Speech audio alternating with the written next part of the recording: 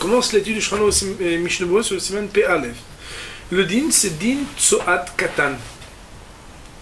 Ou bosh te seifim. La loi, c'est donc ici la halakha concernant les excréments d'un enfant et ses répercussions quant à la récitation de Kriyat Shema. Et il y aura deux alinéas à cette partie du Shulchan Aruch. Seif Aleph, d'abord on va le lire entier, on va traduire parce qu'il n'est pas là. קטן שהגיע לכלל שהאחר כיוצא בו יכול לאכול כזית דגן בכדי שיוכל גדול לאכול אכילת פרס מרחיקים מצואתו או ממימי רגליו. Alors l'expression de Shulchan Aruch est très précise.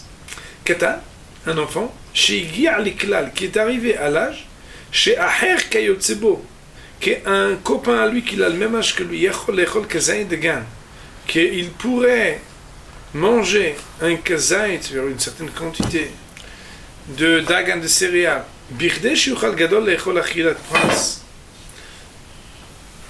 suffisamment pour que l'autre puisse manger, pour achilat pras, qui dirait que ça veut dire ici kliyut souda, comme ça on avait vu, c'était une gemara dans Souka. Marchikim mitzoato, on s'éloigne de ses excréments, o mimeme raglav, ou bien de ses urines. Ça veut dire que les excréments et les urines ont aussi un âge. Que s'il y a un certain stade de développement chez un enfant, alors ils reçoivent les dinim de Tzoat Adam. Nous dit sur cette partie le Mishnah Berurah. Bon, en tout cas, ici il y a une remarque de nos amis de dire que la manière que Shulchan Aruch s'exprime, c'est une manière très religieuse, plutôt que de dire un âge très clair. Il y a ici une comparaison de... Bon, la réponse pas choute peut-être, c'est de dire que ce qu'on veut, c'est que quand on regarde quelqu'un, on ne connaît pas son âge, pas marqué né, le, etc. Mais on veut voir comment il mange. Quand tu vois comment il mange, ou tu sais plus ou moins comment quelqu'un qui ressemble à cette personne-là, comment elle mange, son aptitude, elle te permet tout de suite de cadrer. Quoi qu'il en soit, marqué le Mishnah Berurah. Seif Aleph, Seif Katan Aleph. Katan she'egia, davka katan, aval gadol, afilu eno yachol le'echol klal dagan. C'est uniquement à propos du katan qu'on donne cette évaluation. Mais un gadol, même si c'est quelqu'un qui ne peut pas manger du tout de céréales, on s'éloigne de sa tsoa et de ses urines. Vegadol, mikre, le'inyan ze misho kvar shit kebar shit kebar sheva. Pardon. Misho kebar shit kebar sheva. Et gadol, à ce propos, s'appelle quelqu'un qui a à peu près 6 ou 7 ans. Comme ça marqué dans Pri Begoni. Ça veut dire 6 ou 7 ans, lui, quel que soit ce qui s'alimente, c'est quelqu'un qui, ça soit raglaim, alors il faut s'en éloigner. En deçà, alors il faut voir qu'est-ce que Behemet, quelqu'un de son âge, il est capable de manger, et donc selon cela, être mahmir ou être mekel. Il y a marqué c'est Klan Bet. Les clans chez Acher, ça veut dire quoi? Même si on n'a pas pu manger, puisqu'on sait qu'il y a un bonhomme qui ressemble à lui. Pardon. Puisque quelqu'un qui lui ressemble, qui a le même âge peut manger, mais alors on peut dire qu'a priori, lui aussi il pourrait manger à filou. Im en yachol lechol. Et là, l'idée juste éteigner sa mesquinte, la vidéo, va filou, éteigner, ça veut dire pas mettre comme ça. Va filou, imen yachol lechol. Et là, l'idée bichoul, même s'il peut manger que si behemet, ça aurait été cuit. Mikre achila, s'appelle behemet que c'est une achila. Afilou, ima katan ou cholush, même si c'est un bonhomme qui est fragile et faible. Veyadou alanu shanu yachol lechol kezain b'chidei achilat pras, qui peut pas manger normalement rapidement. En tzar lachik mitzuato. On n'a pas besoin de s'éloigner de sa tsoa, mais Meraglav aussi de ses urines. Afilou ben shalosh ve'arba shalim, même s'il a 3 ou 4 ans. Alors je comprends comme ça veut dire ici dans Mishnah Berurah que si il ne peut manger que ce que des dagan, pas cru mais cuit, ça s'appelle déjà que sa tsoa, à lui, il faut s'en éloigner. Par contre, si c'est un enfant qui a une maladie qui à cause de ça, il ne peut pas manger kazet b'chidei achilat pras, alors lui, sa tsoa, quel que soit que ses copains ils sont grands ou pas, et qu'ils peuvent manger eux, même s'il a 3 ou 4 ans, du moment que lui, on sait pertinemment qu'il ne pourrait pas le manger rapidement, en 7, 8, 9 minutes, il ne pourrait pas manger un kazait de dagan, alors on ne s'éloigne pas de sa tsoa. Maintenant on dit, attention, c'est uniquement tant que jamais encore dans son existence il a pu manger des kazait de achilat pras, parce qu'il a des limitations. C'est là que tu parles de ce que Mais si une fois il a déjà pu, mais après il est devenu fragile, et qu'il peut plus, même si ça fait très longtemps qu'il n'a pas mangé, et qu'on est sûr que la tsoa qui va sortir, mais non, elle ne vient pas de dagan parce qu'il ne mange pas de dagan. Par exemple, il y a des gens qui ne mangent pas de gluten, etc. Alors lui, il ne mange pas du tout des 5 céréales. Mikol Makom, dis-nous qu'il godel. Malgré tout, sa loi, c'est comme un gadol. Il faut toujours s'éloigner de sa tsoa. De ses urines. Même si on sait que jamais dans sa vie il pourra plus manger de dagan parce qu'il est allergique. Rabotai, mettez en avion, je vous en prie. Et plus que ça, même si Behemet, il n'a jamais mangé ce katan, encore des céréales,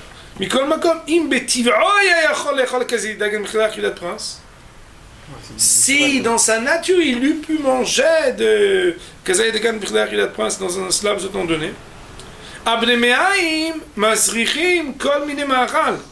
ses entrailles, ça veut dire son intestin, il fait que vont sentir très mauvais toutes sortes d'aliments chez Yuchal qu'il va manger. Ça veut dire qu'en réalité, c'est que son système digestif, on va appeler ça comme ça, alors il fait qu'il y a de mauvaises odeurs. שיוכל דומיה דגדול ויש מקרים בקטנים ממנו אם ידוע שלא אכל דגן זה ימים רבים וכל שכן אם לא אכל מעולם mais il y a une מחלוקת הפוסקים. Il y en a qui disent que באמת à partir du moment où on sait qu'il n'a pas mangé depuis longtemps ou bien qu'il n'en a jamais mangé, il y en a qui disent qu'il n'y aurait pas de problème alors hein. Donc ça veut dire comme ça. Mishnah Berurah il amène deux opinions. Première opinion qui dit voilà, si un bonhomme n'a jamais mangé de sa vie et que c'est parce que באמת il ne peut pas, alors, quel que soit son âge, tant qu'il ne peut pas manger le maïs, c'est Keben Arba ou Keben Shalosh, cette personne-là, il n'y a pas de problème, on peut être à côté de sa tsoa. Si par contre il en a déjà mangé après il devient malade, il garde un din de Godel. Mais non, si cette personne-là, il a un intestin que c'est pas à cause de son maladie, non, il n'en a jamais mangé parce que bon, je sais pas moi, dans sa famille, il ne mange pas de dagan, il ne mange pas de chamesh tamini. Puisqu'il a un intestin qui pourrait, sans aucun problème médical, manger du dagan, alors le maïs, ses entrailles font que ce sont mauvais, que Mehmet, il aura le même tsoa que quelqu'un donc, qui le mange véritablement. Cependant, il y a une opinion, on l'a vu, Mehmet dans le Bet Yosef, qui dit que non, ça dépend. Si Mehmet, on est certain, puisqu'il n'en mange jamais, que la tsoa dont on parle ici, elle ne vient pas de chamesh tamini, alors on pourrait permettre. Donc maintenant que j'aime les deux opinions, de savoir est-ce qu'un bonhomme qui n'a jamais mangé ou que c'est sûr que sa tsoa elle n'a pas, est-ce que Béhémet, si on est sûr que dans sa tsoa il n'y a pas de dagan, est-ce que comment on doit se donner ou pas? Ou bien non, puisqu'il a un âge, alors ça suffit. Il dit